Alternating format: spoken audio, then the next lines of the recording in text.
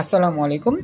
Quantum স্বপ্নে platform HSC revision এবং target ব্যাচে আজকে আমরা রসায়ন দ্বিতীয় পত্রের তড়িৎ রসায়নের 2 নম্বর ক্লাসে আছি।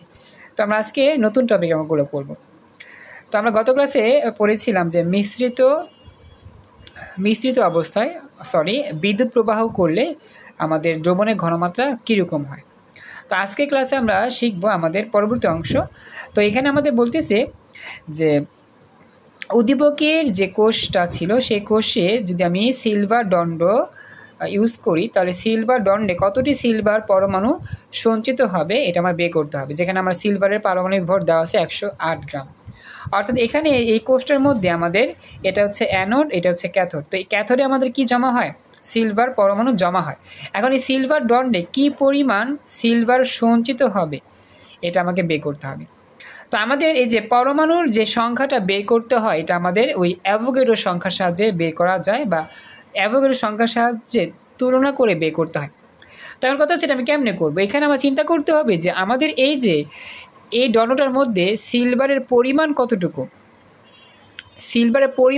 মানে কত গ্রাম সিলভার এখানে আছে সেটা আমি বের করবো আগে। সেই পরিমাণ থেকে আমরা বের করব কতটি পরমাণু থাকবে। এটা তো মনে রাখবা, আমাদের একটা হচ্ছে পরিমাণ 10 গ্রাম, 20 গ্রাম, 30 গ্রাম, এটা হচ্ছে পরিমাণ। আর পরমাণুর সংখ্যা হিসাব করতে হয় অ্যাভোগাড্রো নাম্বার দিয়ে। যেমন 1 মোলে এতটি, 1 মোল বলতে এত গ্রাম বোঝায়। তো ওই অত গ্রামে এতটি, আর একে কতটি, আর যতটুকু বের হবে আমার গ্রাম অত গ্রামে কতটি। তার মানে আমাদের এই পরমাণুর সংখ্যা বলো অণুর সংখ্যা বলো বের করার জন্য প্রথমে এই গ্রাম বের করতে হবে। কত গ্রাম সিলভার এখানে জমা হচ্ছে সেই গ্রামটা আগে বের করতে হবে, তারপরে আমরা পরমাণুতে হিসাব করতে পারবো। কথা কি বুঝতে পারছো? তো আমাদের আগে গ্রাম বের করতে হবে। তো আমরা যদি হিসাব করি যে কীভাবে গ্রাম বের করব, তো আমাদের চিন্তা করতে হবে কী কী দেওয়া আছে আই এর মান, দেওয়া আছে টি এর মান। তো আই আর টি দেওয়া থাকলে আমাদের কিন্তু একটা স্পেশাল সূত্র আছে। সেটা কি? এই যে সেই সূত্র হচ্ছে এই যে MIT/FX। এখানে তো ভুল লিখছে, এই যে দেখাচ্ছি, এই যে এই সূত্রটা। যদি আমাদের তড়িৎ প্রবাহ আর সময়মান দেওয়া থাকে তাহলে পরিমাণ বের করা যে সেটা হচ্ছে এটা MIT/FX। এফএক্সও বলা যায়, এনএফও বলা যায়, ইটিসি। কথা বুঝছো? তো আমরা এই কাজটা এখন করি। আমরা এখন লিখে ফেলি যে আমাদের এখানে পরিমাণটা কতটুকু আসে। তো একটু ওয়েট করে আমি লিখতেছি যে এখানে দেওয়া আছে আমাদের এম এর মান, মানে আণবিক ভর সিলভারে 108, বিদ্যুৎ প্রবাহ আয়ের মান হচ্ছে 8 এম্পিয়ার, সময় হচ্ছে 20 মিনিট, বা এটাকে যদি আমি সেকেন্ডে করতে চাই সেকেন্ডই করতে হবে, 60 দিয়ে গুণ করবো। এফ এর মান তো মুখস্থ। তো আমরা এখন ডব্লিউর মানটা বের করতেছি MIT/FX। তো এম এর মান, আয়ের মান, টি এর মান বসালাম, এক্স এর মান বসাই দিলাম। এক্স এর মান এখানে 1 হবে। কেন 1 হবে? সিলভারের যোজনিক হচ্ছে silver plus AG plus ion উৎপন্ন করে। এটা কি জানো? সিলভার কিন্তু এজি প্লাস আয়ন উৎপন্ন করে। আচ্ছা, জানো না? মনে রাখবা, সিলভার এজি এটাকে বলা হয় সিলভার। তো এই সিলভার আমাদের সবসময় এজি প্লাস আয়ন তৈরি করে, মনে রাখতে হবে। এই আয়নগুলো তোমাকে মুখস্থ করতে হবে। Fe2 প্লাস হয়, Fe3 প্লাস হয়, জিঙ্ক 2 প্লাস হয়, Cu2 প্লাস হয়, এজি প্লাস হয়, লেড টু প্লাস হয়। এগুলো তোমাকে একটু মুখস্থ করতে হবে। হ্যাঁ, যদি মুখস্থ করতে না পারো তাহলে কিন্তু তুমি এগুলো পারবা না, অঙ্কটা হবে না। তো আমাদের এই সিলভারটা পজিটিভ আয়ন তৈরি করে, আর সেটা শুধু প্লাস আয়ন হয়, সিলভার প্লাস। আর এই কারণে এক্স এর মানটা 1। এই যে বলতেছে এখানে এজি এর যোজ্যতা হচ্ছে 1। কথা বুঝছো? মুখস্থ রাখবে এটা। কী কী পরমাণুর আয়ন তৈরি হয়, পজিটিভ আয়ন তৈরি হয়, নেগেটিভ আয়ন তৈরি হয়, কয়টা তৈরি হয়, সেটা মনে রাখার চেষ্টা করবা। তো এতটুকু বুঝতে পারছো কিনা আমাকে একটু জানাও। তো এখন আমাদের পরবর্তীতে কি বলছে, আমরা প্রবলেম বের করছি। এখন আমরা কি লিখবো? যে আমরা জানি 1 মোলে আমাদের সিলভার পরিমাণ হচ্ছে 6.023 10⁻23 টি। 1 মোল বলতে কত গ্রাম বোঝায়? সিলভারের যে পারমাণবিক ভর ছিল 108 গ্রাম, সেটা বোঝাবে। খেয়াল রাখবা, 1 মোল সিলভার দণ্ডে সিলভার থাকবে এতটি। তো এই 1 মোল যেই কথা, সিলভারের যে পারমাণবিক ভর সেটা একই কথা। মানে 1 মোলে যতটা পরমাণু থাকে সিলভারের পারমাণবিক ভর যত গ্রাম ছিল অত গ্রামে আমার এতটি পরমাণু থাকবে সিলভারের। কথা কি বুঝছো? জি স্যার। তো আমাদের এরপর লিখতে হবে 1 গ্রামে কত হয়, এরপর লিখতে হবে যত গ্রাম বের হয়েছে 10 এত গ্রামে আমাদের সিলভার পরমাণু থাকবে কতটি। তো এই 10টা আমরা উপরে গুণ করে দিব, আবার ওটার সাথে নিচে আবার 108 হবে। তো আমাদের ভাগটা করলে পাওয়া যাবে 5.99 10^22 এতটি। তো আমার এই হচ্ছে আমার অঙ্কটা, যে আমরা উদ্দীপকের এই ক্যাথোড পাত্রে সিলভারের পরিমাণটা পাবো 5.992 10^20 এতটি সিলভার পরমাণু জমা হবে। তো দেখো তো বুঝতে পারলা কিনা, অঙ্কটা বুঝতে পারছো? জি স্যার। আচ্ছা, তো এখন আমরা যাচ্ছি পরবর্তী অংশে। জি স্যার। ওকে ওকে, তাহলে হ্যাঁ বলো। স্যার এখন নতুন নতুন নতুন নিয়মের একটা অঙ্ক ধরতে পারেন। আমি নতুনই ধরলাম, পরমাণুটা তো আমি বের করি না আগে। স্যার এটা তো বুঝতে পারছি। হ্যাঁ হ্যাঁ বুঝতে পারছি, আমি তো এটাই বললাম। এটা তো কখনো করো নাই, করছো? না স্যার, এটা তো আমি করে ফেলছি না। এখন তো মনে করেন যে আপনি যে বুঝাই দিয়েছেন এটা তো আমি বুঝতে পারছি। এখন আপনার ক্লাস শেষ হলে মানে এই ধরনের যত অঙ্ক আমার টেস্ট পেপারে সব করবো, যদি কোনোখানে মানে সমস্যা হয় তখন আমি আপনাকে জানাবো। হ্যাঁ এটা অবশ্যই, আমি তো আর এই টপিকে আর করাচ্ছি না, আমি তো এটা বাদ দিলাম, এটা তো আমি শেষ করাইছি। আমি এখন নতুন প্রশ্ন যাব, এরকম অঙ্ক তো আমার তো শেষ, এরকম অঙ্ক তো আমি আর করাবো না, এটা তো একটা দেখালে সব পারবা। গত ক্লাসে যে করাইছি, গত ক্লাসে ছিল তোমার 2 ক্যাটাগরির প্রশ্ন, একটা ছিল W=fx_it আর একটা ছিল কি 1000 W= SMB। সেটাতে করাইছি, 2টা অঙ্ক ছিল ভিন্ন রকমের জন্য করাইছি 2টা, তো ওটা তো আর করাচ্ছি না, তো পারবা। তো এখন আমরা দেখি যে এই অঙ্কটা যে আমাদের বলছে গণ অঙ্কটা দেখো। 1 নং ধাতব পাত্রের ধাতব আয়নটির অর্ধেক পরিমাণ ক্যাথোডে সঞ্চিত করতে বিদ্যুতের পরিমাণ 2 অ্যাম্পিয়ার কত সময় সেকেন্ড যাবত কাজ করবে। মানে আমাদের এখানে টি মান বের করতে হবে। তো এই অঙ্কটা করার জন্য আমাদের সূত্র লাগবে 2টা। প্রথমে হচ্ছে আমাদের ভর লাগবে। 1 নং পাত্রে যে ধাতব আয়ন ছিল সেটা কি ছিল, জিঙ্ক ধাতব আয়ন। তো এই জিঙ্ক ধাতব আয়নের পরিমাণটা আমার বের করতে হবে আগে, তারপরে আমার হ্যাঁ বলো। স্যার এই অঙ্কটা আমি কালকে করছি। পারছিলা? মানে একটা করে পারছিলা বাসায়? জি স্যার। দিলে আমি এটা করাবো না, সমস্যা নেই, আমি নতুনটাই করব। একটু ওয়েট করো, আমি দেখি পরবর্তী অংশগুলো।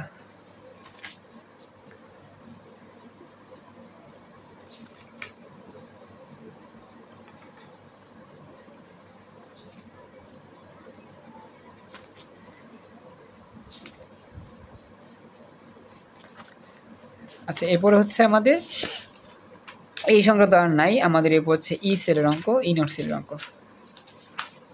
আচ্ছা ওয়েট করো, আমি ওইটা দেখাই। আমি একটু রাফে তোমাকে আলাদা করে বুঝা জিনিসটা, তারপরে আমরা যাব অঙ্ক করতে। একটু ওয়েট করো, আমি বের করতেছি আলাদা করে।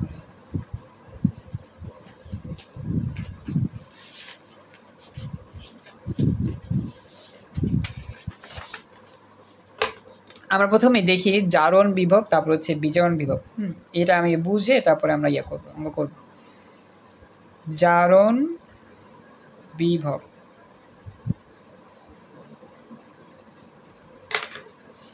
তো জারণ বিভবের মধ্যে আমাদের মনে রাখতে হবে, আমরা একটা ধরি যে জিঙ্ক পরমাণু Zn।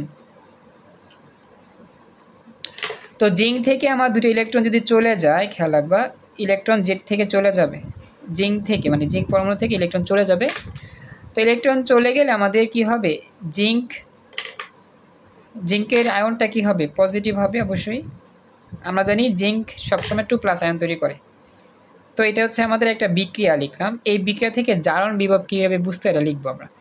তো দেখো জিঙ্ক থেকে 2টা ইলেকট্রন চলে গেল, জিঙ্ক 2+ হলো, এতটুকু বুঝছো? তো এখন আমরা এটা যদি জারণ বিভব আকারে লিখতে চাই তাহলে কীভাবে লিখবো, তো প্রথমে একটা দাগ দিতে হবে এভাবে, এই যে এরকম, এটাকে বলা হয় কোষের চিহ্ন, অর্ধকোষ আর কি, অর্ধকোষ, এটাকে বলা হয় অর্ধকোষ চিহ্ন। তো আমাদের বাম পাশে লিখতে হবে এই যে যেটা ছিল বাম পাশে জিঙ্ক,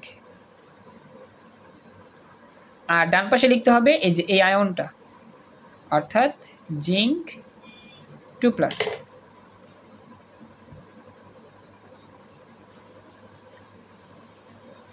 এটাকেই বলা হয় জারণ বিভব, অর্থাৎ আমাদের প্রথমে থাকবে ধাতু, তারপর থাকবে ধাতুর আয়ন। তো প্রথমে যদি ধাতু থাকে, পরে যদি ধাতুর আয়ন থাকে, তখন ওটাকে বলা হবে জারণ বিভব। মনে থাকবে কথা, প্রথমে ধাতু পরে আয়ন, তাহলে হবে জারণ বিভব। কথা বুঝছো? জি স্যার। এরপরে আমি যদি একটা চিন্তা করি, এরকম একটা অবস্থা যে কপার 2+, আমরা জানি কপার 2+ এটা থাকে। তো কপার 2+ কি করলো, ইলেকট্রন গ্রহণ করলো, এই যে গ্রহণ করতেছে ইলেকট্রন। তো ইলেকট্রন কয়টা গ্রহণ করবে, 2টা গ্রহণ করবে। কপার 2+ ইলেকট্রন 2টা গ্রহণ করবে। তো ইলেকট্রন 2টা গ্রহণ করলে আমাদের কপার ধাতু তৈরি হবে, জাস্ট শুধু কপার হবে। কারণ কি, এই 2টা ইলেকট্রন গ্রহণের ফলে 2টা পজিটিভ চার্জ চলে যাবে, তাহলে আমাদের Cu 0 হবে। 0 না লেখা আর লেখা কি কথা, কথা বুঝছো? জি স্যার। তো এখন আমরা এটা কি দেখতে পাচ্ছি, ইলেকট্রন গ্রহণ করা মানে বিজারণ। তো আমাদের এখান থেকে পাওয়া যাবে বিজারণ বিভব, বিজারণ বিভব। তো বিজারণ বিভবটা আমি কিভাবে লিখব, আমরা প্রথমে এই যে দাগ দিব, এভাবে স্ল্যাশ চিহ্ন দিব, হ্যাঁ স্ল্যাশ বা দাগ দিব। তো দাগ দেওয়ার পর আমাদের আগে কি ছিল, আগে কিন্তু ওই যে Cu2+ আয়নটা ছিল। তো আগে লিখতে হবে Cu2+ আয়ন, Cu2+ আয়ন। কথা বুঝছো? কারণ কি আমাদের আগে আয়নটা আছে, তারপরে কি কপার ধাতু Cu, জাস্ট হবে Cu। তো এরকম যদি আমাদের আগে আয়ন থাকে পরে ধাতু থাকে, ওইটাকে বলা হয় বিজারণ বিভব। আগে যদি আমার আয়ন থাকে, মনে রাখবা, আগে যদি থাকে আয়ন, পরে যদি থাকে ধাতু, আচ্ছা ধাতু হবে ধাতু, আগে যদি আয়ন থাকে পরে যদি ধাতু থাকে, তাহলে কি হবে, বিজারণ বিভব। তো এই যে আমার জারণ বিভব চেনার উপায়, বিজারণ বিভব চেনার উপায়, এগুলো আমরা বুঝছি, এগুলোর মান দেওয়া থাকবে প্রশ্নে, এগুলো মুখস্থ করতে হবে না। কথা বুঝছো? তো আমাদের এই হচ্ছে জারণ বিভব, আর এই হচ্ছে কি বিজারণ বিভব চেনার উপায়। তো এখন আমরা যদি ই সেলের অঙ্ক করতে যাই, ই সেলের সূত্র মুখস্থ করতে হবে। ই সেল, অনেক সময় এটাকে ইনট সেলও বলা হয়, এই যে ইনট সেল। তো ইনট সেলটা কি, ইনট সেলের ইয়াটা হচ্ছে অ্যানোডের জারণ বিভব, মুখস্থ করবা, অ্যানোডের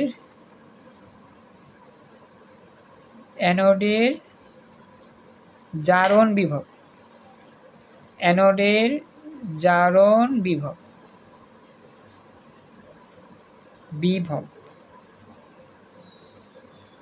প্লাস ক্যাথোডের বিজারণ বিভব, ক্যাথোডের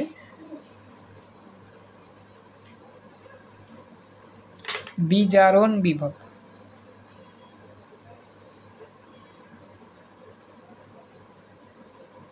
বিজারণ বিভব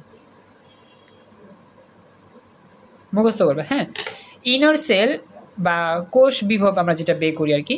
তো ইনর সেল বের করার সূত্র হচ্ছে অ্যানোডের জারণ বিভব প্লাস ক্যাথোডের বিজারণ বিভব। এটা কি জানো সূত্রটা? কথা বলো।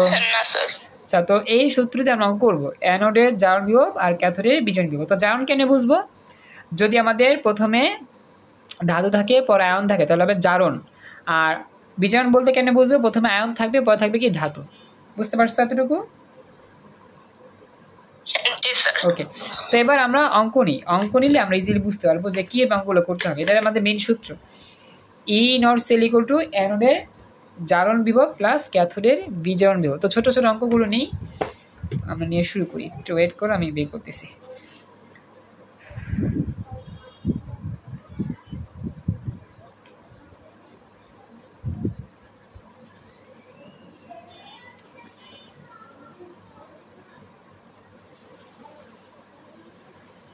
আচ্ছা একটু ওয়েট করো আমাকে, আমি দেখি, আমি কয়েকটা প্রশ্ন দেখি যেগুলো আমার সিম্পল প্রশ্ন, তারপরে আস্তে আস্তে আমি বড় দিকে যাবো, সমস্যা নেই।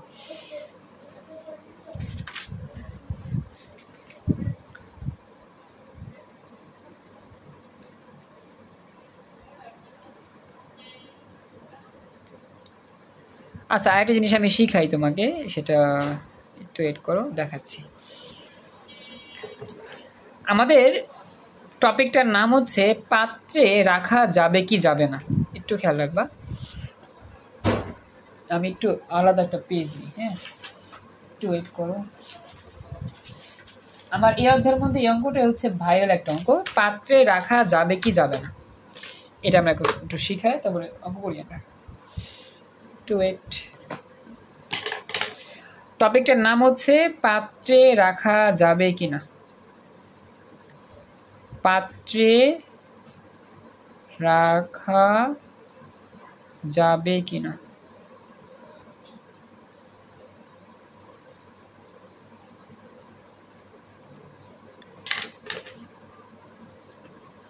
পাত্রে রাখা যাবে কিনা, এটা আবার কি জিনিস?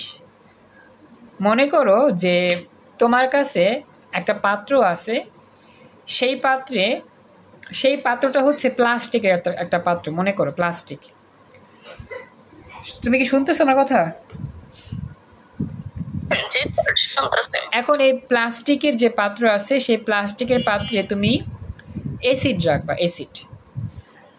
তো তুমি যে প্লাস্টিকের পাত্রে সালফুরিক অ্যাসিড, মনে করো সালফুরিক অ্যাসিড রাখতেছো, এখন প্লাস্টিকের পাত্রে যদি অ্যাসিডটা রাখো, সেই পাত্রে কি অ্যাসিডটা থাকবে নাকি পাত্রটা আমাদের গলে যাবে?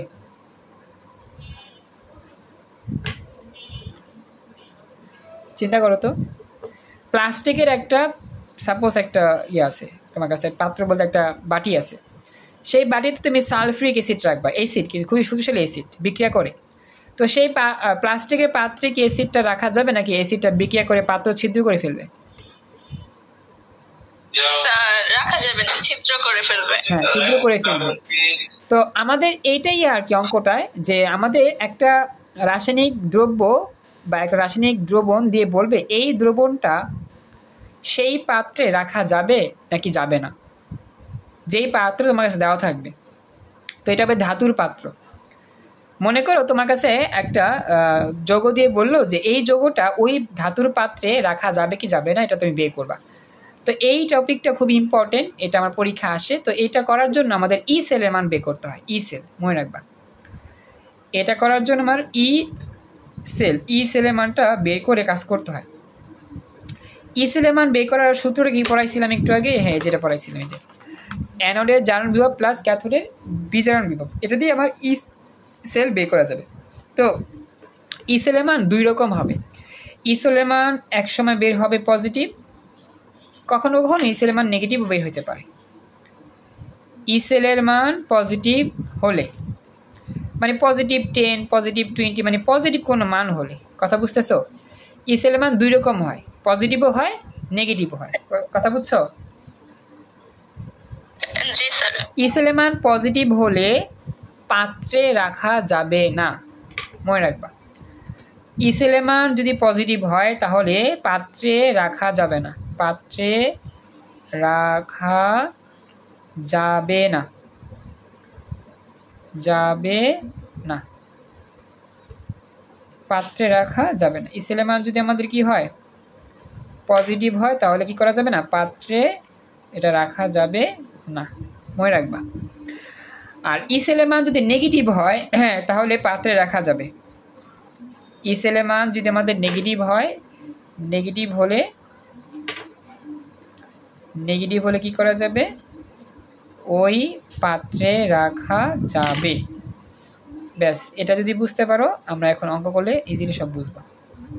মানে পাত্রে রাখা যাবে কি যাবে না, এটাই আমার মেন জিনিস। এটা বোঝার জন্য আমাকে ই সেল বের করতে হবে। ই সেল মান পজিটিভ হতে পারে, নেগেটিভও বের হতে পারে। স্টিলের মান পজিটিভ বের হলে পাত্রে রাখা যাবে না, নেগেটিভ বের হলে পাত্রে রাখা যাবে। কথা বুঝছো? এটা হচ্ছে মেইন সূত্র। তো আমরা এখন চলো শুরু করি। আমাদের একটা অঙ্ক করলে আমরা ইজিলি বুঝবো। তো একটু সহজ অঙ্ক নেই, একটু ওয়েট করো, পে করি, শুরু করতেছি।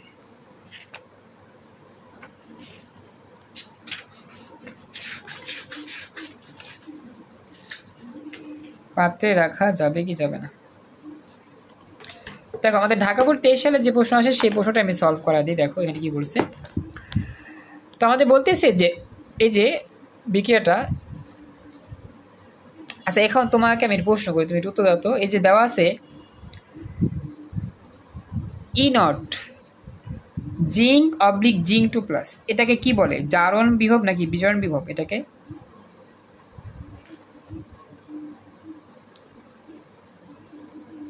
বলো তো। জারণ। গুড, জারণ। আর এটাকে অ্যালুমিনিয়াম অবলিক অ্যালুমিনিয়াম প্লাস, এটাকে কি বলে? জারণ। ভেরি গুড, দুইটার জারণ। কিন্তু আমাদের লাগবে অ্যানোডের জারণ, ক্যাথোডের বিজারণ। তো এখন কথা হচ্ছে এই অ্যানোড আসলে কোনটাকে অ্যানোড ধরবো, কোনটাকে ক্যাথোড ধরবো, এটা কেমন বুঝবো? আমি একটু পর বুঝাচ্ছি। প্রশ্ন জারণের এটা অ্যানোড, আর যার মান কম সেটা হচ্ছে ক্যাথোড।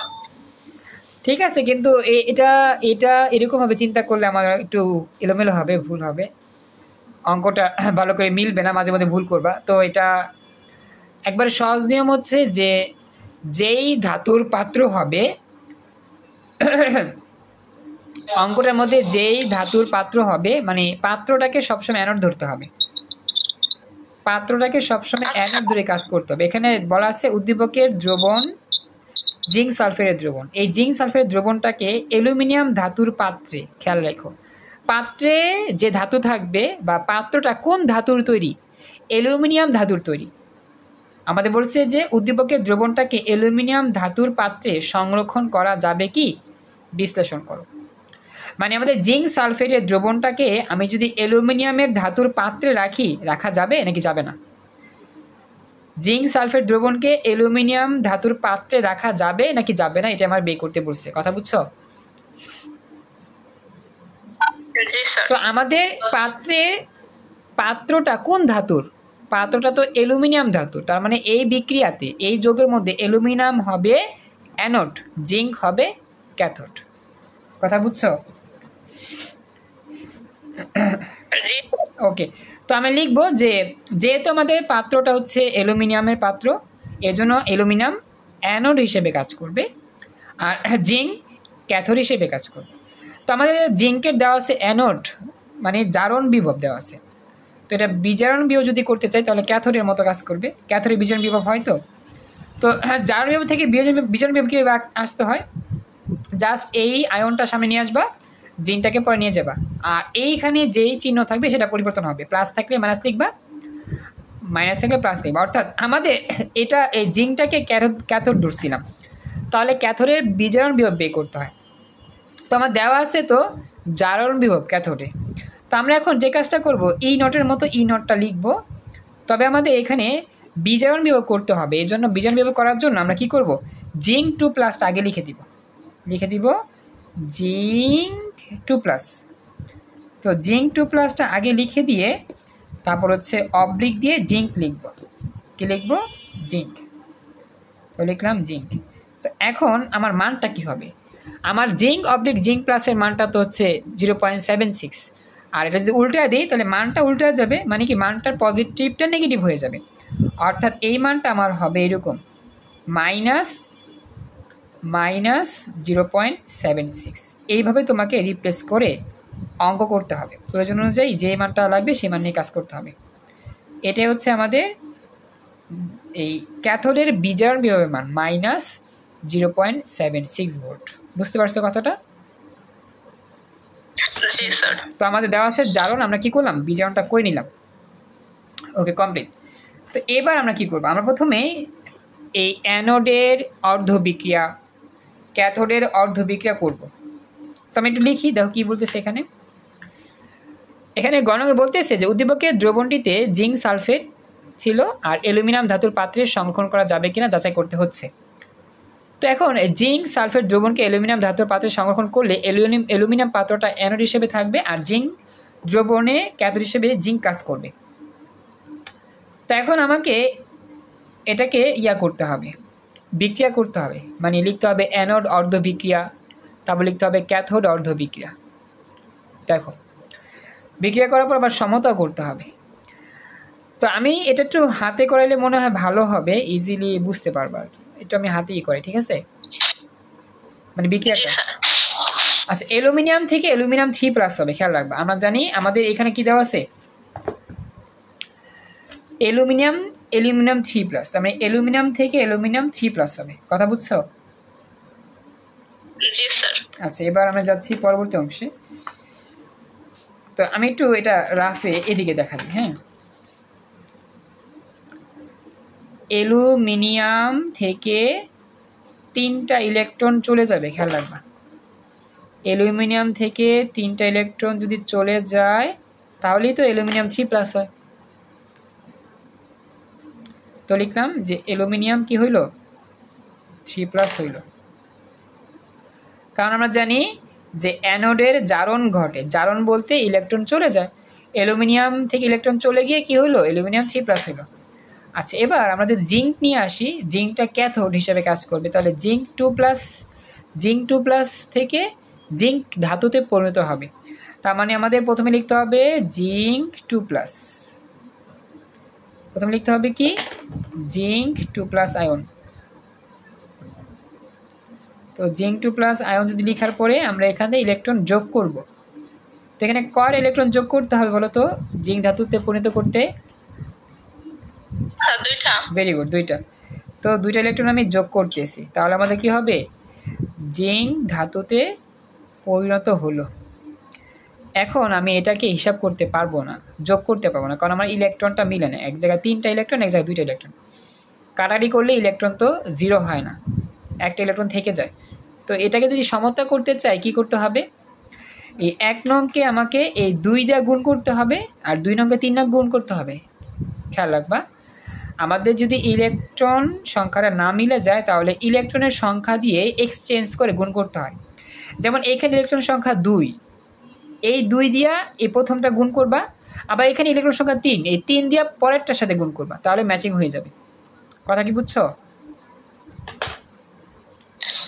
জি স্যার। তো আমার এই 2 দিয়ে যদি এই প্রথম সমীকরণকে গুণ করি তাহলে হবে এরকম, অ্যালুমিনিয়াম 2টা মাইনাস, খেয়াল রাখো 2 দিয়ে গুণ করতেছি কিন্তু, তাহলে হবে কি 2 অ্যালুমিনিয়াম 3 দুগুণা 6 ইলেকট্রন। আর আমাদের এখানে ডান দিকেও কি হবে, ডান দিকেও তৈরি হবে অ্যালুমিনিয়াম 3+ আয়ন। তবে অ্যালুমিনিয়াম এখানে কয়টা হবে, ওই যে 2 দিয়ে গুণ করছি তো, এই যে 2 হবে। বুঝছো? আর এরপরে 3 দিয়ে গুণ করবো নিচে, তো 3 দিয়ে যদি গুণ করি তাহলে কি হবে, 3 zinc 2+ ion, 3 zinc 2+ ion, 3 zinc 2+ ion হবে। এরপর হচ্ছে কি আমাদের 3 দুগুণা 6টা ইলেকট্রন হবে, প্লাস কিন্তু এখানে, হ্যাঁ প্লাস 3 দুগুণা 6 ইলেকট্রন। তো লিখলাম 6 ইলেকট্রন।